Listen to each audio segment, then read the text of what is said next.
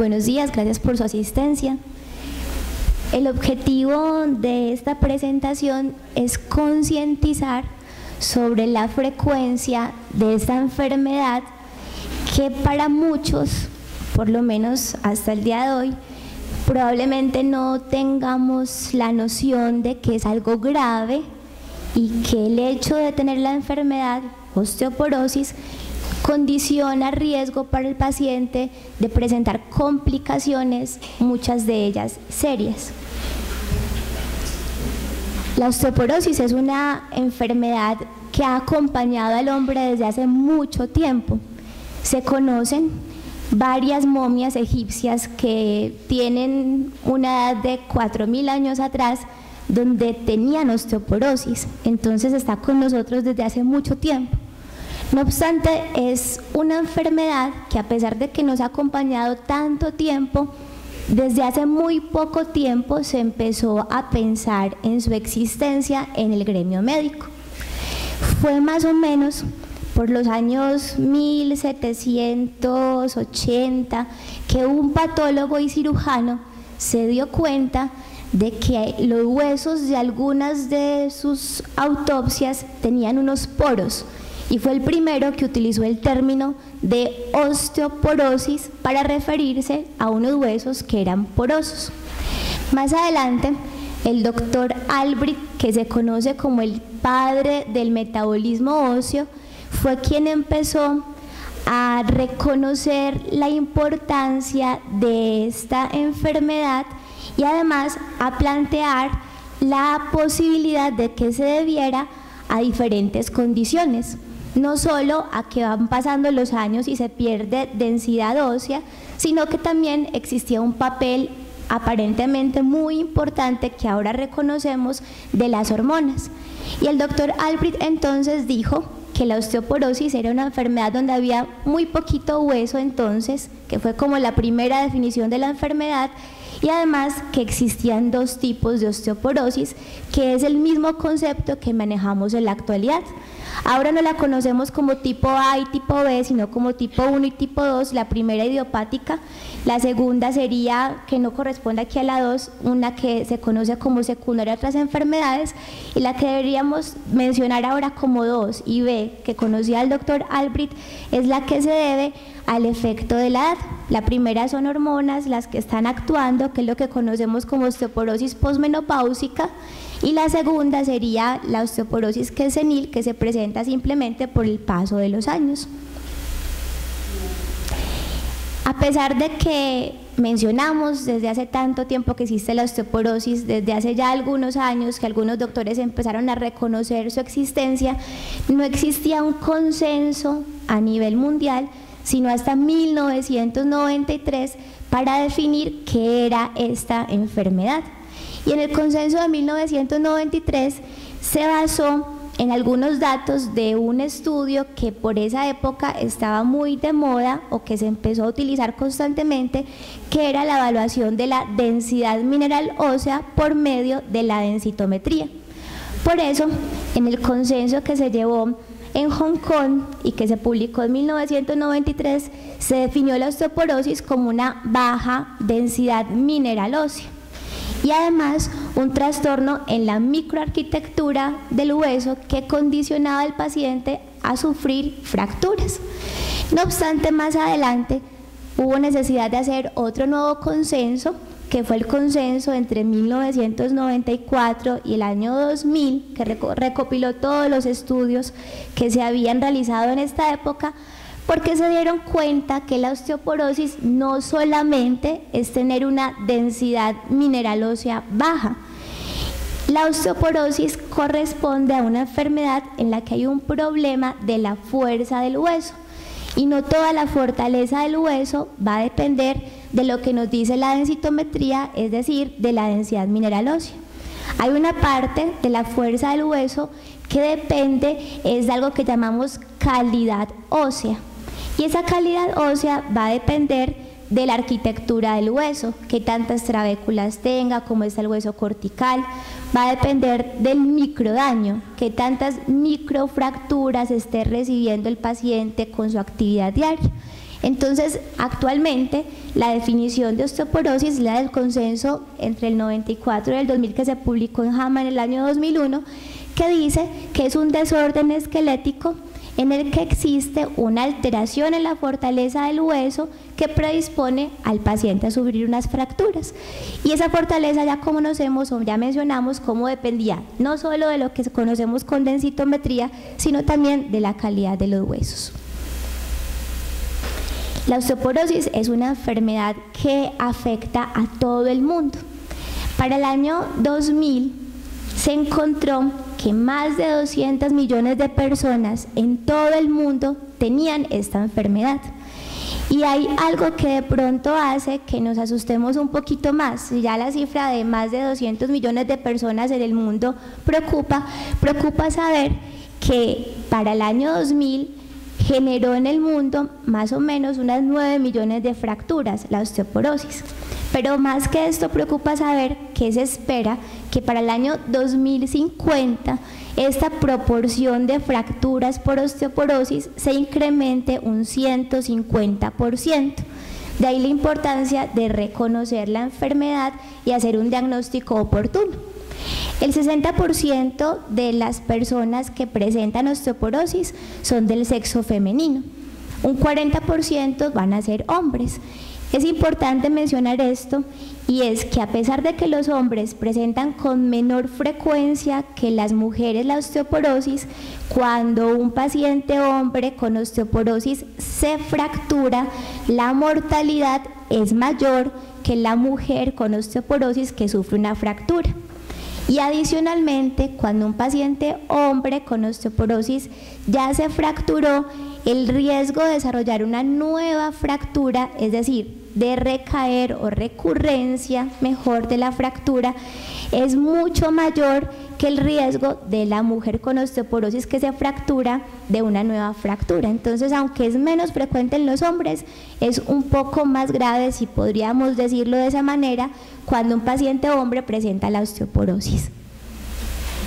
Y como para alarmarnos un poquito más, para que veamos la importancia de reconocer esta enfermedad, se cree que, o mejor dicho, se ha encontrado que después de los 50 años, el riesgo de una mujer de presentar una fractura osteoporótica será de cada 2 mujeres, 1 la presentará. Y en los hombres, de cada 5 hombres mayores de 50 años, 1 presentará una fractura por osteoporosis. Es decir, es una enfermedad a la que le debemos de empezar a dar un poco más de importancia de la que se le ha dado hasta el momento.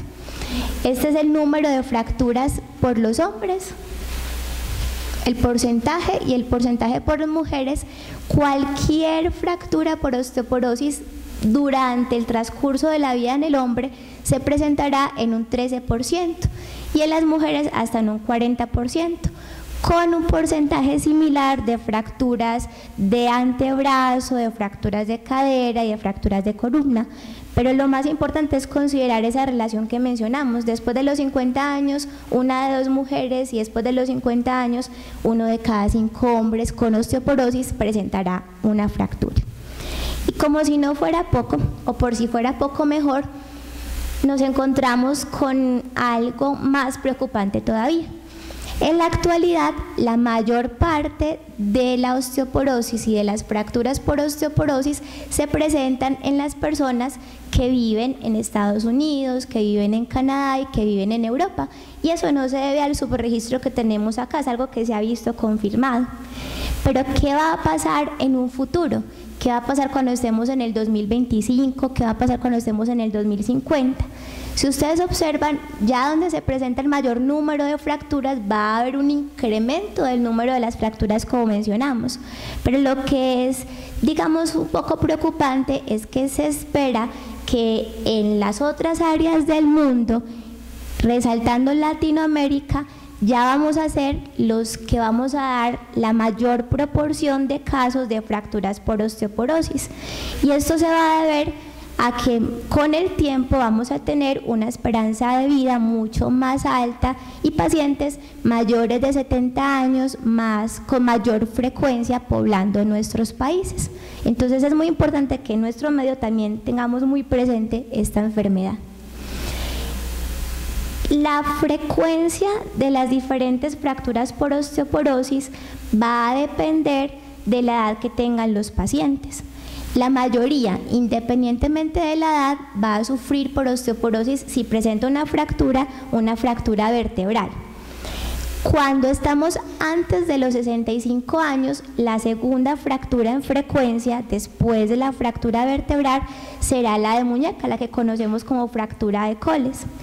Pero después de los 65 años va a empezar a tomar una gran importancia la frecuencia de las fracturas de cadera.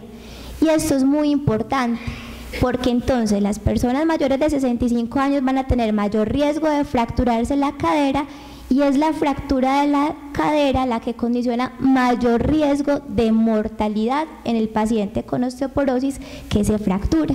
Y tenemos muchos pacientes mayores de 65 años que estoy segura que a veces se nos olvida pedirle, por ejemplo, una densitometría ósea para hacer tamización de osteoporosis y empezar un tratamiento para evitar que esto suceda.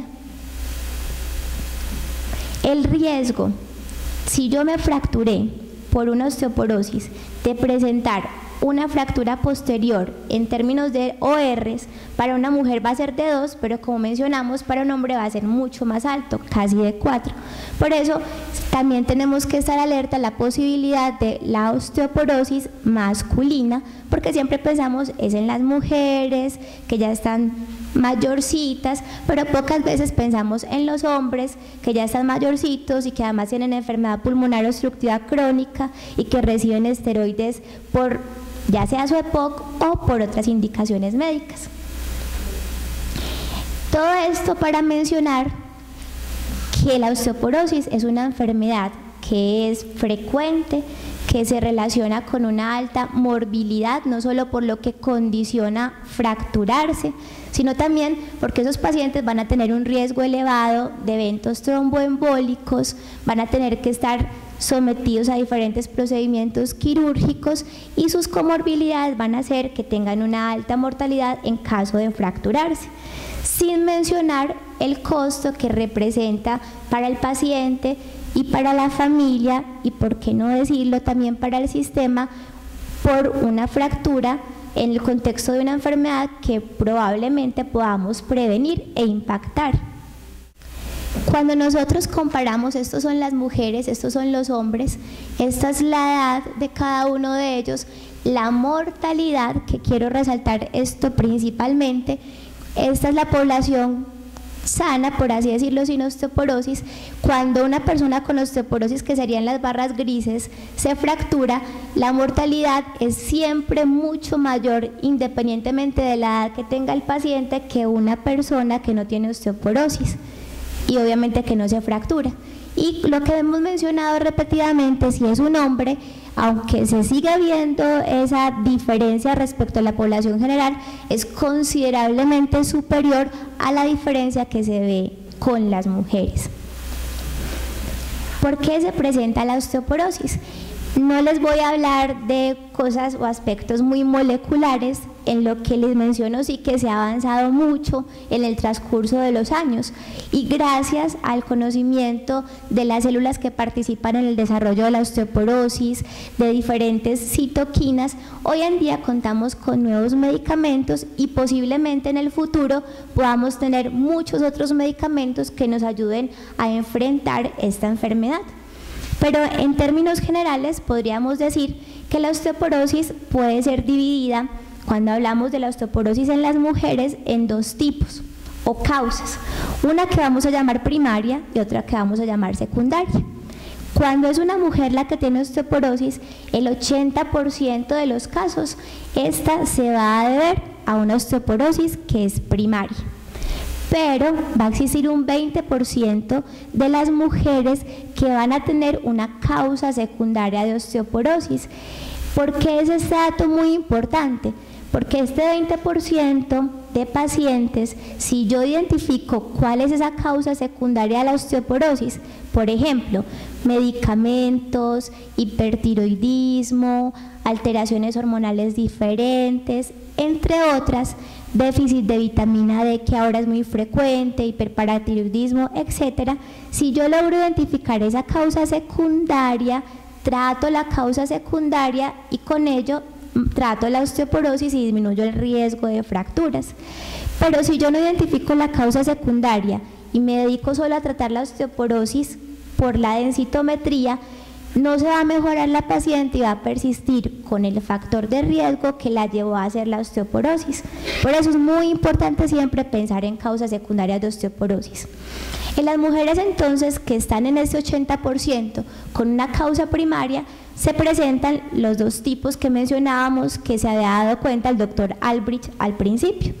Y sería la osteoporosis tipo 1 que se debe a trastornos hormonales, básicamente la deprivación de los estrógenos o la disminución a medida que pasan los años, que sería la osteoporosis posmenopáusica como tipo 1, y la segunda sería la relacionada con la edad. Todas las personas, hombres o mujeres, después de los 30 años, para algunos 32 para otros, donde se alcanza el pico de masa ósea, empezamos a disminuir la cantidad de calcio que hay en el hueso, a perder huesito, todos.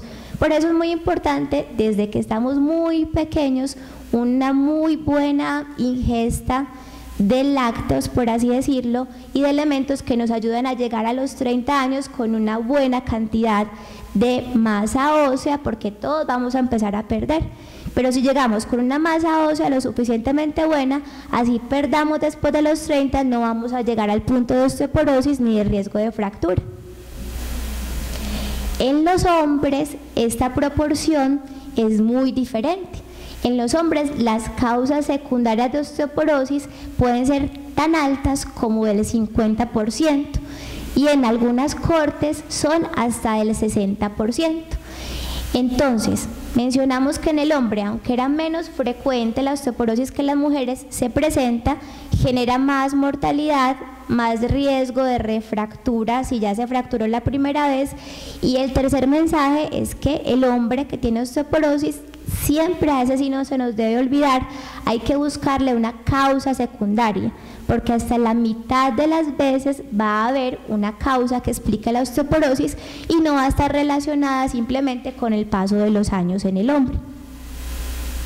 Esto es lo que mencionábamos ahorita. Cuando estamos aquí, tanto los hombres como las mujeres tenemos nuestro pico de masa ósea. Hombres y mujeres vamos a perder la misma cantidad de hueso hasta que tenemos las mujeres la menopausia. Después de la menopausia va a ser más evidente o mayor, mejor, la proporción de hueso que vamos a perder las mujeres, pero los hombres también van a seguir perdiendo. La idea es que en este punto está la osteoporosis y si nosotros logramos tener desde antes un buen pico de masa ósea, no vamos a llegar al estadio de osteoporosis. Existen diferentes factores de riesgo para uno realizar osteoporosis o mejor desarrollar osteoporosis, y también van a haber otros factores de riesgo para uno fracturarse una vez ya se llegó al diagnóstico de osteoporosis. En este momento les voy a mostrar los principales factores de riesgo para hacer esta enfermedad que mencionamos, que era una alteración en la fuerza del hueso y que condicionaba a riesgo de fractura. Los principales serían una menopausia precoz, tener un antecedente familiar de una fractura, en particular de cadera, y un antecedente familiar en primer grado, obviamente fractura por osteoporosis en los familiares. Lo otro es la delgadez.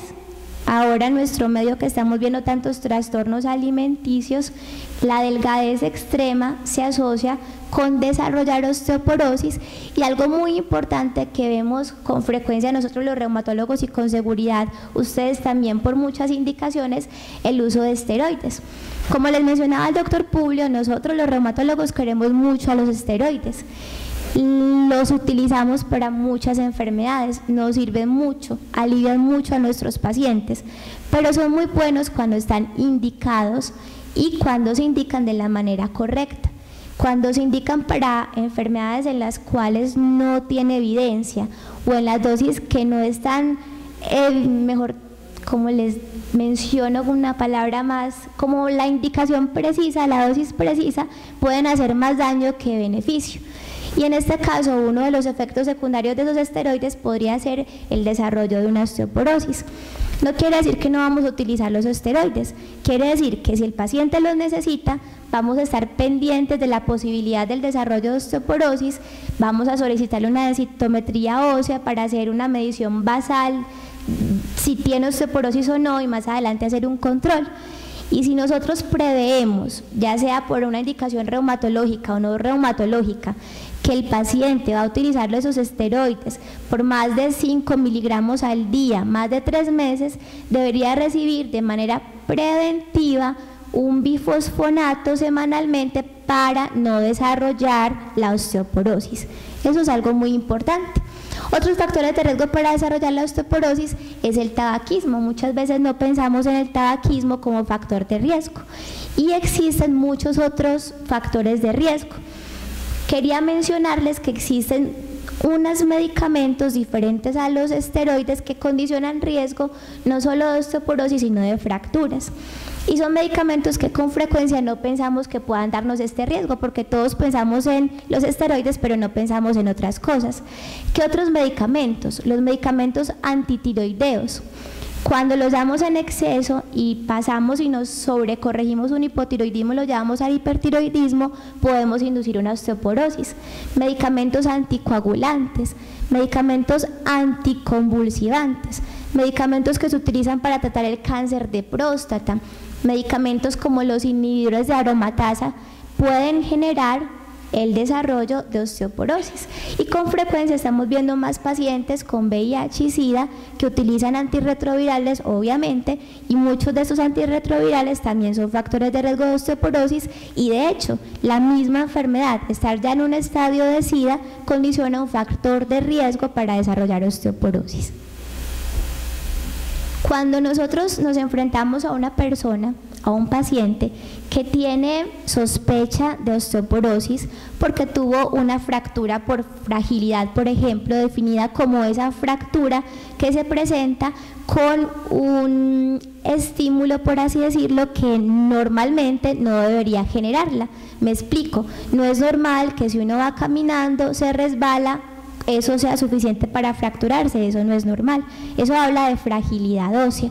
Cuando una persona se cae desde su propia altura y se fractura, así haya sido muy enredada la caída, esa persona hay que sospechar la osteoporosis porque con toda seguridad tiene osteoporosis.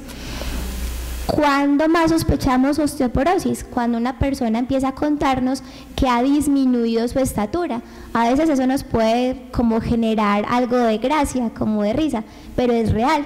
Si una persona dice que está midiendo 2 centímetros menos, 3 centímetros menos, hasta 4 centímetros menos, una de las razones es que pueden tener colapsos vertebrales.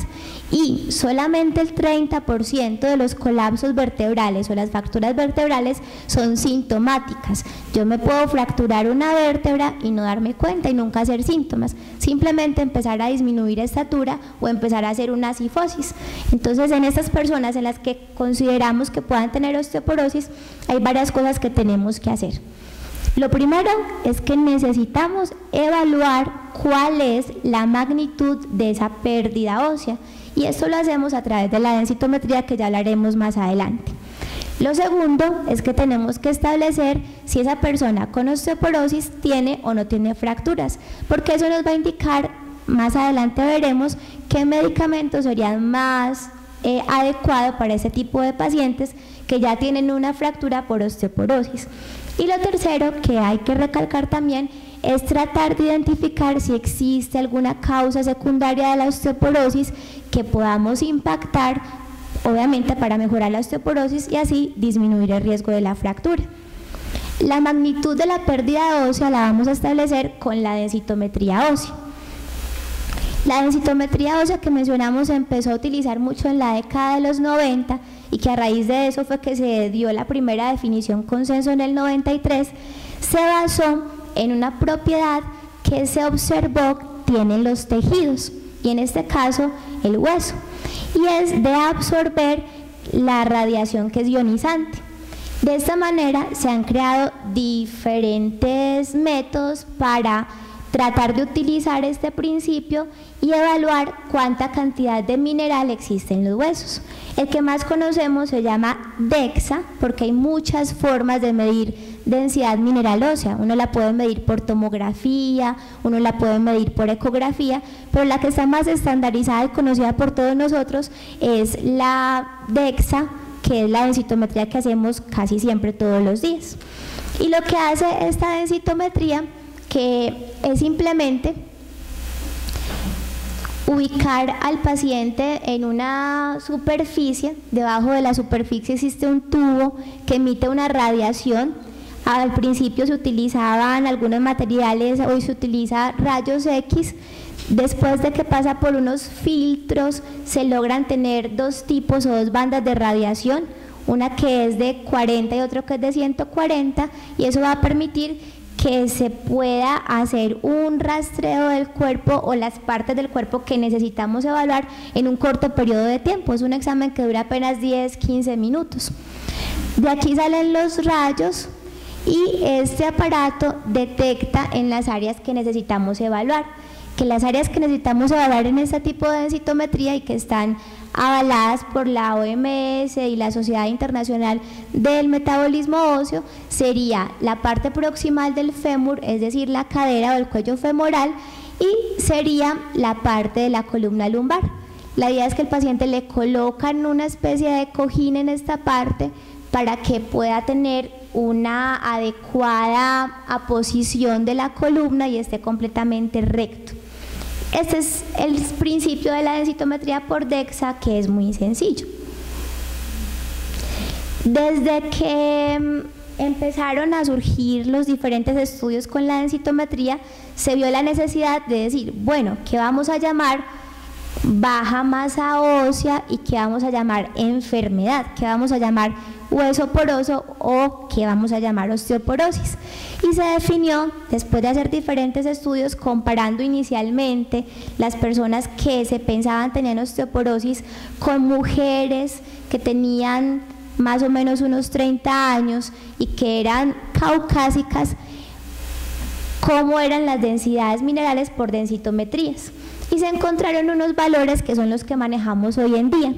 Antes de mencionarlos, que todos ustedes lo conocen, es importante mencionar que después de estos primeros estudios se encontró que, como todos los equipos de densitometría son diferentes, algunos son de tipo lunar, otros se llaman hologic y todos están estandarizados diferentes. Entonces nos podían dar medidas muy diferentes entre los equipos, aunque fuera el mismo examen. Por eso se dieron en la tarea de recolectar muchos pacientes en un estudio que se llama el NANES, no específicamente para osteoporosis, sino para muchas cosas, pero dentro de lo que se evaluó también fue la osteoporosis. Y en el NANES 3 nos da los valores de referencia para hombres y mujeres para estos equipos. Se supone que los equipos que manejamos en la ciudad o que se manejan en el país cuentan con esos rangos de referencia. Por tanto, nosotros, aunque los primeros estudios se hicieron en mujeres que tenían de comparación 30 años caucásicas, este otro estudio, que es muy grande, contaba con personas de diferentes etnias. Habían personas que eran afrodescendientes, habían personas que eran asiáticas, etcétera. Por tanto, podemos estar más tranquilos de que realmente lo que nos está diciendo la densitometría, independientemente de si es un hologic o si es un lunar, nos está dando valores de referencia de comparación de nuestra población también, o alguien muy parecido a nuestra población, por así decirlo. Consideramos entonces por densitometría como normal si tienen una desviación estándar en comparación con una persona joven, que sería el T-score, más o menos entre +2 y -1. Pero si la densidad mineral ósea de mi paciente, cuando se compara con una persona joven alrededor de los 30 años del mismo sexo, se encuentra unas desviaciones estándar entre -2 o más abajo de -2, entre -2,5 y -2, hablamos de baja masa ósea. Se prefiere el término de baja masa ósea en lugar de osteopenia para denotar que es un término que se utiliza en estudios epidemiológicos y que no es una enfermedad. La enfermedad es la osteoporosis, no la baja masa ósea. Eso quiere decir que no todas las personas con lo que se encuentran en las lecturas que se llama osteopenia necesitan tratamiento, porque no están enfermos. Si esa persona que tiene una baja masa ósea tiene algunos factores de riesgo, sí puede fracturarse, pero solo por tener la baja masa ósea no se va a fracturar. Hay que evaluar el riesgo, que ya lo veremos más adelante. Y si el T-score, que les repito, corresponde a la medida de comparación de la densidad mineral ósea del paciente respecto a una población más joven, alrededor de los 30 años, si ese T-score del paciente está menos 2,5 desviaciones estándar más bajito que la densidad de este joven, hacia abajo, lo que quieran, menos 5, menos 6, hemos visto hasta menos 8, cosas muy graves, eso se va a llamar osteoporosis y eso sí corresponde a la enfermedad. Acá es muy importante mencionarles que cuando ustedes ven la densitometría, no solamente se van a fijar en qué equipo es, si es un lunar o es un hologic, como mencionamos. ¿Por qué fijarse en el equipo? Abro acá un paréntesis, porque la idea es que el paciente siempre sea medido con el mismo equipo, ojalá en el mismo lugar, porque van a haber diferentes precisiones o errores en la medición que uno espera que pase entre los equipos. Y lo que yo pensaría que podría hacer que el paciente está mejor con el tratamiento simplemente es porque se cambió de equipo y fue ese pequeño error que cambió e hizo que yo viera que el paciente estaba un poco mejor, o lo contrario, es un equipo diferente y me hace pensar que el paciente está peor. Entonces la idea es que siempre tratemos de que sea el mismo equipo. Si es un lunar, se siga viendo en un lunar, y si es un hologic, se siga viendo en un hologic. Pero cuando ustedes ven la densitometría no solamente se fijan en el equipo, de hecho yo creo que hasta este momento no se fijaban en el equipo. Lo que uno tiene que mirar fuera del T-score que define la osteoporosis o la baja masa ósea es el Z-score. El Z-score nos va a definir si un paciente hombre menor de 50 años tiene baja masa ósea o no. Y nos va a definir si una mujer menor de 50 años tiene baja masa ósea o no. O nos va a definir si una mujer premenopáusica que tiene menos de 50 años también tiene baja masa ósea o no. ¿Esto qué quiere decir? Que yo no puedo hacer diagnóstico de osteoporosis en un hombre que tenga menos de 50 años. En un hombre menor de 50 años yo no me fijo en la densitometría en el T-score, eso es incorrecto. Me debo fijar en el Z-score, y si el Z-score está por debajo de menos 2, lo que debo decir es que tiene baja masa ósea, no osteoporosis. Aplica lo mismo para las mujeres menores de 50 años. Si es una mujer menor de 50 años y todavía no está en la menopausia, me debo fijar es en el Z-score y hablar de baja masa ósea si tiene un valor inferior a menos 2. Mencionábamos que existen algunas medidas o datos que nos pueden decir las personas que nos hagan pensar de la presencia de una fractura vertebral, porque el segundo punto que dijimos después de medir qué tanta cantidad de mineral había perdido era ver si tenía fracturas o no. Entonces siempre es muy importante no solamente quedarnos con la idea de pedir densitometría, evaluar la densitometría, ver si tiene osteoporosis o no por densitometría, sino que si sabemos que ya tiene osteoporosis, ver si tiene cifosis o no, ver si nos caben menos de los 4 dedos entre el reborde costal y el alerón ilíaco, porque si nos caben solo 2, eso indicaría que probablemente tiene colapsos vertebrales, ver si existe un aumento de los pliegues en la parte abdominal, que también hablaría de colapsos vertebrales, obviamente la cifosis, el aumento de la distancia entre el occipucio y la pared y la reducción en los centímetros, como mencionábamos, que a veces nos da risa, pero es real. Hay que preguntarle a los pacientes con osteoporosis si ha notado que ha disminuido su estatura. Existen unas medidas que no son clínicas, sino que son imagenológicas para establecer si existe una fractura vertebral o no. ¿Y por qué existen estas medidas? Porque no siempre es fácil saberlo. A veces en una radiografía se nos pueden pasar fracturas vertebrales que son pequeñas, pero que existen y condicionan riesgo de otras fracturas. Existen varias formas de tratar de establecer si existe una fractura vertebral por osteoporosis o no. Las más conocidas es una que se llama evaluación de la fractura vertebral por densitometría, que es un procedimiento adicional que hace el densitómetro, mira la forma de cada una de las vértebras en la columna lumbar y nos dice si esa vértebra evaluada en la densitometría está más de 3 veces de diferencia, o sea, tiene 3 desviaciones estándar o más de diferencia con lo que debería medir una vértebra de una persona de la misma edad del paciente. Y nos diría si existe una fractura o no. Pero no todos los densitómetros tienen o nos reportan esta característica, de hecho la mayoría no. La otra forma de establecer si existe una fractura vertebral que no sea evidente a los rayos X inicialmente es algo que se llama morfometría vertebral por radiología, en la que se toman diferentes puntos de las vértebras en la parte posterior, en la parte anterior, en la parte central, se mide y se comparan con una población de referencia. Se supone que si la vértebra hay disminución de la estatura más de un 20%, eso nos habla de que existe una fractura por osteoporosis. Todas estas son causas secundarias de osteoporosis, son muchas, hay que tenerlas siempre presentes, hay que intentar de indagar la mayor parte en la consulta del paciente con osteoporosis, enfermedades como artritis reumatoide, espondiloartritis, en nuestro caso de reumatología, pero otras enfermedades también como el EPOC que mencionábamos al principio son causas secundarias de osteoporosis, enfermedades hematológicas, entre muchas otras. La idea no es aprendernos todas las causas secundarias, pero sí pensar que el paciente, sobre todo si es un hombre o si tiene un valor de Z-score menor de -2, siempre hay que pensar que tenga una causa secundaria de osteoporosis. Ese es un mensaje que voy a resaltar otra vez.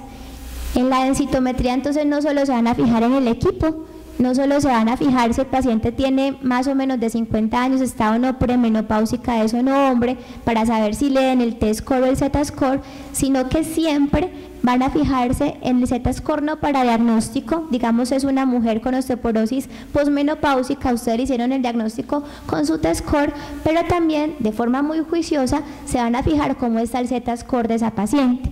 Si ese Z-score está inferior a -2, van a pensar que puede tener una causa secundaria de osteoporosis y hay que mandar exámenes para tratar de saber si tiene o no una causa secundaria de osteoporosis. La pregunta que uno siempre se hace es qué papel tienen los marcadores de resorción ósea como los telopéptidos en el diagnóstico de la osteoporosis. Realmente no son exámenes que se soliciten para hacer diagnóstico de osteoporosis, no establecen diagnóstico, pero son útiles cuando uno quiere hacer un seguimiento del paciente porque cambian rápidamente con la terapia. Si el paciente está adherente con el tratamiento y le está sirviendo, esos marcadores bajan entre un 20 hasta un 80% del valor basal al cabo de 3 meses. En cambio, la densitometría ósea, para saber si hubo o no algo de mejoría con la terapia, se va a demorar hasta en un año para mostrarnos las diferencias. El mensaje entonces sería que los marcadores de resorción ósea, como los telopéptidos, no hacen diagnóstico, pero nos sirven para el seguimiento y evaluar la adherencia de los pacientes. Cuando nosotros ya hacemos el diagnóstico de la osteoporosis por la densitometría ósea de manera muy juiciosa, pensamos si tiene o no causas secundarias de osteoporosis y además miramos si tiene o no fracturas vertebrales el paciente, siempre hay que pedirle estos exámenes a los pacientes. Siempre hay que pedirle el calcio con albúmina para hacer la corrección del calcio con la albúmina. Siempre hay que pedirle fósforo, fosfatasa alcalina. Ocasionalmente le pedimos electroforesis de proteínas en nuestra práctica diaria, pero deberíamos pedir electroforesis de proteínas por la frecuencia de mieloma múltiple en las personas mayores de 65 años con fracturas vertebrales, hemogramas, velocidades de sedimentación, porque un diagnóstico diferencial de una fractura vertebral sería un proceso infeccioso, por ejemplo, o una neoplasia, y deberíamos solicitar por lo menos basal unos niveles de vitamina D que se piden como 25 hidroxivitamina D, unos niveles de paratormona, PTH intacta y un calcio en orina. El calcio en orina nos va a ayudar más adelante a diferenciar si ese paciente tiene, por ejemplo, un hiperparatiroidismo primario o un hiperparatiroidismo secundario al déficit de la vitamina D. Cuando hemos hecho el diagnóstico del paciente con osteoporosis, hemos identificado si tiene o no fracturas, le hemos mandado los exámenes que corresponden, probablemente sea una muy buena estrategia referir al paciente donde el especialista, ya sea reumatólogo, ya sea endocrinólogo. Existen algunos ginecólogos que se especializan también en endocrinología y les gusta mucho el tema, pero también podemos nosotros empezar el tratamiento de un paciente con osteoporosis. Siempre sí deberíamos remitir a los pacientes que tengan ya una fractura por osteoporosis o aquellos pacientes que vengan en tratamiento con algún medicamento para la osteoporosis y no hayan mejorado, o los pacientes que tengan una osteoporosis grave. La osteoporosis grave se define como un T-score por debajo de -3,5.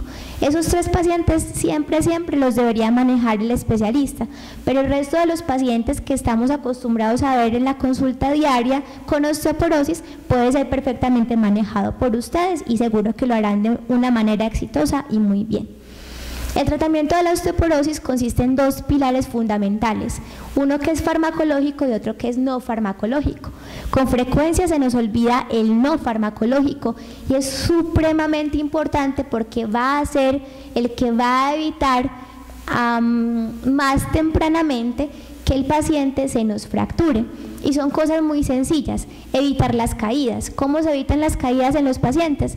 Viendo que tengan una agudeza visual buena. Si no tienen una agudeza visual buena, referirlos para que utilicen lentes o las medidas necesarias para corregir el defecto, cirugía de las cataratas, entre otras cosas. ¿Qué otra cosa para evitar las caídas? Recomendar en la casa que no mantengan cosas por ahí sueltas, muebles que le generen tropiezos a los pacientes, tapetes, todo eso que es muy sencillo puede prevenir una fractura. Y lo otro es mirar los medicamentos que utilizan los pacientes. Con frecuencia están con dosis excesivas de antihipertensivos, se hacen muchas hipotensiones, con medicamentos que son antidepresivos que hacen que tengan marcada somnolencia. Y de pronto podemos reducir un poquito la dosis para evitar que por estas razones se caiga y se fracture el paciente. Lo otro es el ejercicio. El paciente, todos deberíamos hacer ejercicio antes de llegar a la osteoporosis. Así como deberíamos alimentarnos muy bien antes del pico de masa ósea de los 30 años, el deporte también nos ayuda a tener un buen pico de masa ósea. Entonces el deporte en la juventud y en la niñez es una de las estrategias para disminuir la cantidad de pacientes con osteoporosis en el futuro. Ya cuando tenemos osteoporosis, la actividad física que genere algo de resistencia, pesas con poquito peso, el caminar, también nos sirve para que el hueso gane un poquito de fortaleza.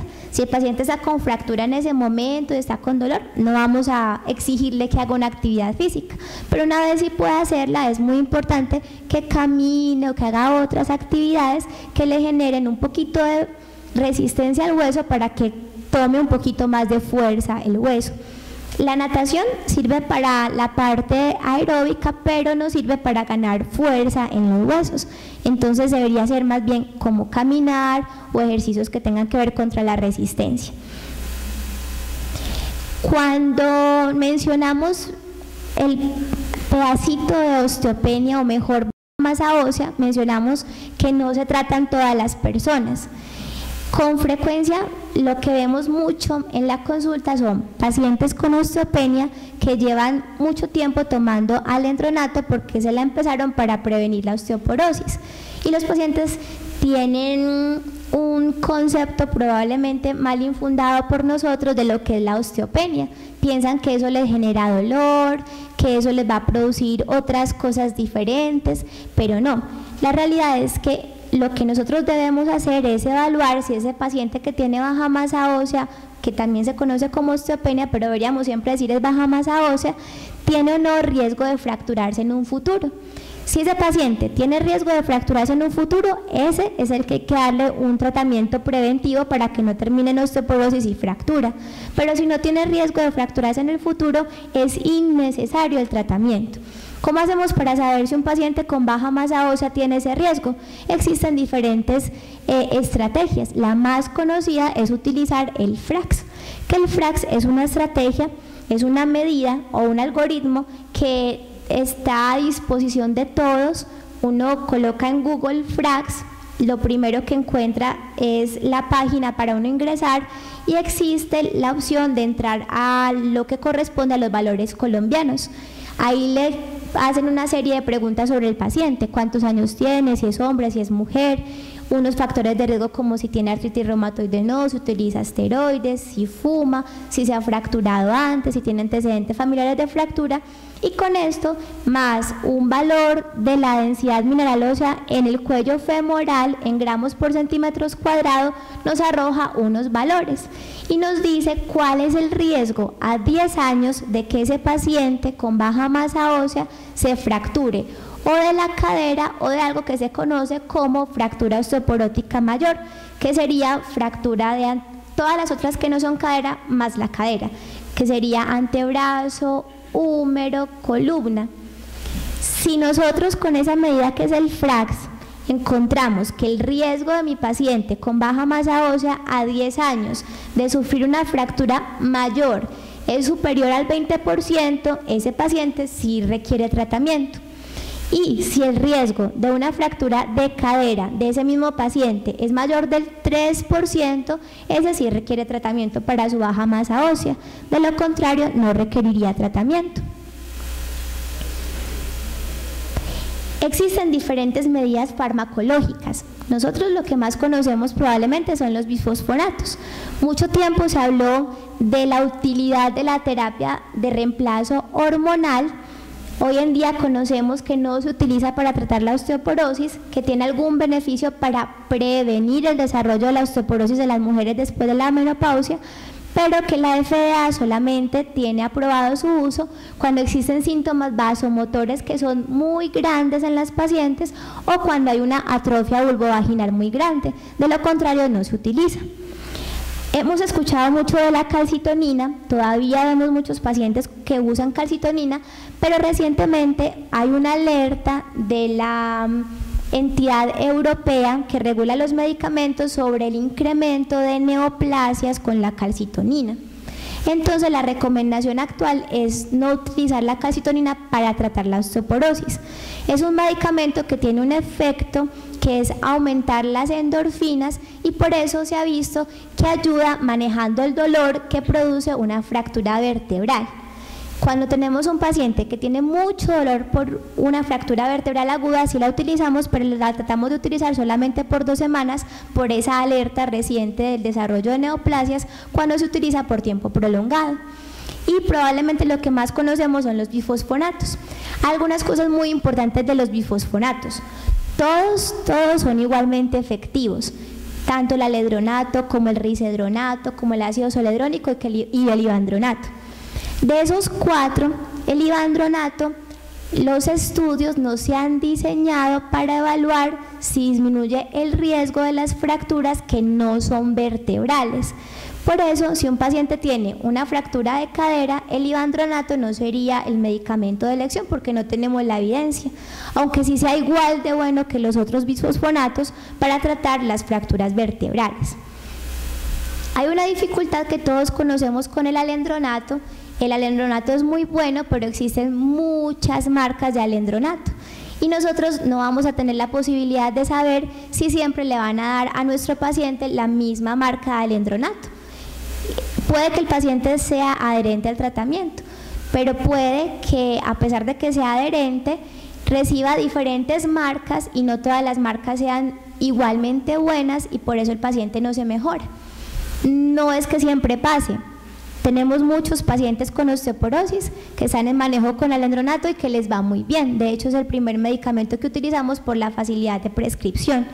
Pero si nosotros vemos un paciente que no va bien con el alendronato, a pesar de que se lo toma muy juicioso, debemos pensar que de pronto nos convenga cambiarlo de molécula, pensando en que a pesar de que es adherente no esté recibiendo siempre la misma molécula, a veces no esté recibiendo las ideales. Algo que aplica para los bifosfonatos que son orales, risedronato y alendronato e ivandronato, es que solamente se absorbe el 1% de lo que el paciente se toma. De ese alendronato, que son 70 miligramos cada semana, solo se absorbe el 1%. Lo mismo con el risedronato, lo mismo con el ivandronato oral, solo el 1%. Y de ese 1% que se absorbió, solo el 50% se deposita en el hueso. Es decir, que todo lo que podamos hacer para que el paciente absorba ese 1% es muy importante. ¿Y qué podemos hacer? Que el paciente se tome el medicamento en ayunas. Eso es muy importante, debe ser en ayunas. Lo segundo es no darlo con cosas que disminuyan su absorción, con otros medicamentos, por ejemplo, con el calcio.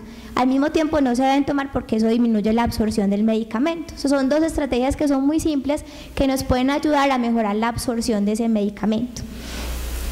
Lo otro es que todos esos bifosfonatos, esa cantidad que no se absorbe, va por el tracto gastrointestinal, pero de ese 1% que dijimos que solo se pegaba en el hueso el 50%, el otro 50% se bota por la orina.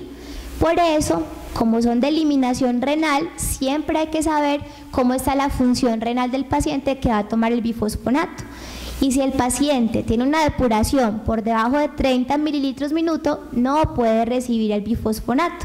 Está contraindicado porque hay riesgo de que se incrementen los efectos adversos. También hemos escuchado el riesgo de algunas complicaciones con los bifosfonatos. Lo más frecuente son los síntomas gastrointestinales, sensación de dispepsia, de llenura, a veces diarrea, a veces por el contrario constipación. Eso es lo más frecuente. Lo más grave es que puedan hacer una esofagitis porque el medicamento tarda en llegar a la parte donde tiene que llegar. Y la recomendación para que el paciente no sufra esofagitis cuando el bifosfonato sea oral es que cuando se lo tome con buena cantidad de agua, mínimo un vaso con agua. Y lo segundo es que no se acueste hasta que haya transcurrido por lo menos 30 minutos, idealmente una hora. Si el paciente se acuesta, se devuelve el medicamento e irrita el esófago. Entonces eso es muy importante. Dentro de las otras particularidades que producen los bifosfonatos, sobre todo los que se usan por vía intravenosa, que es el ácido zoledrónico, es la posibilidad de producir fibrilación auricular. Es poco frecuente, pero se presenta. Por tanto, si un paciente tiene fibrilación auricular, no le vamos a prescribir bifosfonatos o riesgo de hacer fibrilación auricular. Y lo otro, que sí es muy importante, es que si el paciente tiene hipocalcemia, no le podemos colocar bifosfonato, en particular los intravenosos, porque se puede empeorar la hipocalcemia. Existe una controversia muy reciente y es hasta cuándo vamos a dar los bifosfonatos, porque ustedes probablemente tengan pacientes que llevan muchos años tomando el bifosfonato y eso va a depender del factor de riesgo para fracturarse que tenga ese paciente con osteoporosis. Si el factor de riesgo es muy alto es que ya se haya fracturado antes o que a pesar de que está en tratamiento no hayamos logrado que en la densitometría control ya esté con un valor inferior a -2, ese paciente de alto riesgo probablemente debamos seguir con el bifosfonato más allá de los 5 años, incluso hasta los 10 años. Pero si es un paciente que venimos tratando con bifosfonatos 3 años, ya 5 años, le hicimos una densitometría de control, en la densitometría vimos que ya no estaba en rango de osteoporosis, sino en rango de baja masa ósea y no tiene ese riesgo de fractura alta, le podemos suspender el bifosfonato, porque el efecto del bifosfonato puede durar hasta unos 3 años, porque eso se queda depositado en el hueso y sigue haciendo efecto. Existen otros medicamentos fuera de los bifosfonatos. Está el raloxifeno, está el estroncio, el teriparatide y el denosumab. Solo una palabra de cada uno para terminar. El raloxifeno es un modulador de los receptores de estrógeno. No tiene evidencia de que sirva para las fracturas que no sean vertebrales y tiene el riesgo de producir eventos trombóticos de la misma forma que tiene el riesgo de los estrógenos, hasta 2 o 3 veces. El estroncio es un medicamento que lo utilizábamos con frecuencia en las pacientes mayores, se utiliza una vez al día, 2 gramos en la noche lejos de las comidas, pero recientemente también salió una alerta sobre el incremento en el riesgo cardiovascular. Entonces es probable que cada vez mandemos menos estroncio y empecemos a retirar mucho del estroncio que estamos utilizando. El teriparatide es una terapia anabólica que tiene evidencia grande de disminuir el riesgo de fracturas en columna vertebral y las fracturas no vertebrales, excepto fractura de cadera. Es muy útil cuando tenemos un paciente que ha fracasado a los bifosfonatos, es decir, tomándose el bifosfonato presentó una fractura o tomándose juicioso el bifosfonato no se aumentó la densidad mineral ósea, no permaneció estable, y es muy útil en los pacientes que además tienen una osteoporosis grave. Por eso los pacientes que tienen un T-score por debajo de menos 3,5 posiblemente los vamos a colocar en teriparatide, y es un medicamento que es de uso por el especialista. Lo mismo el denosumab, que es un anticuerpo monoclonal que va dirigido contra el RAS ligando, que es una molécula que participa en la activación de los osteoclastos. El denosumab, probablemente de todos los medicamentos que tenemos disponibles en la actualidad, es el único que está con evidencia para ser utilizado en pacientes que tengan depuraciones de creatininas por debajo de 30 mililitros minuto. Este es un resumen de los medicamentos con la respectiva evidencia de si disminuye o no el riesgo de fracturas vertebrales, de cadera o no vertebrales. Para resaltar el ivandronato mencionamos que de cadera parece que no tiene la evidencia, el teriparatide tampoco en cadera y el raloxifeno tampoco en cadera. Como conclusión, la osteoporosis es una enfermedad frecuente que además va en aumento, que se asocia con una alta morbilidad y mortalidad. Siempre hay que buscar las causas secundarias, en particular si hay un Z-score menor de menos 2 y si se trata de un hombre, y el tratamiento va a estar dirigido a las características propias de cada paciente.